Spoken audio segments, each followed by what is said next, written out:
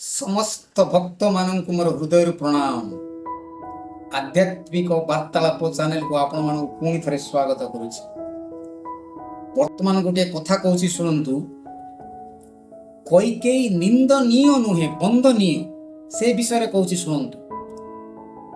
अयोध्या सूर्यवंशर कुल पुरोहित होउछंती वशिष्ठ।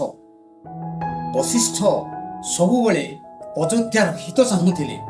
से सबुबले अयोध्यार भाग्य को देखुथिले, भाग्य को परीक्षा करुथिले। तार ज्योतिष शास्त्र अनुसार अयोध्यार भाग्य देखुथिले। से जेतेबेले देखिले अयोध्यार आगको एमिति गोटे समय आसीबो जेउ समय रे अयोध्या सिंहासन रे जे बसिबे तांकर मृत्यु हबो, अकाल वियोग होई जिवो।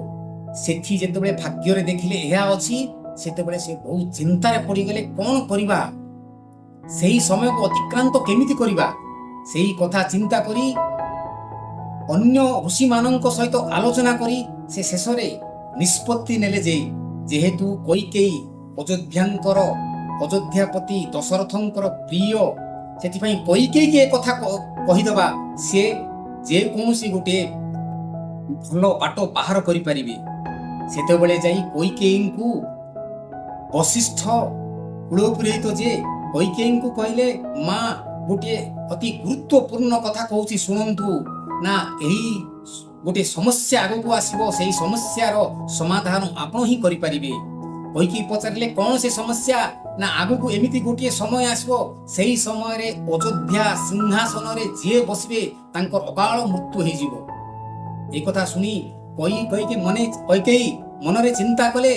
आर समाधान स्वरूप से कहले, ठीक अच्छी से यथा समय रे मु निश्चित उपाय करिबी। ठीक समय रे जेतेबेले दशरथ अयोध्या सिंहासन रे श्री रामचंद्र को बसैबा पई निष्पत्ति नेले, सेतेबेले कैकेयी चिंता कले जे एही समय जोटा कि वशिष्ठ कहिथिले जे अयोध्यार खराब भाग्य आसुछि, सेथिपई से चिंता कले ना मु निज पुओ को बलिदान देई देबी, भरत को बलिदान दे दे पारे, किंतु श्रीरामंक पई मु सुरक्षा कवच होई रहिबी।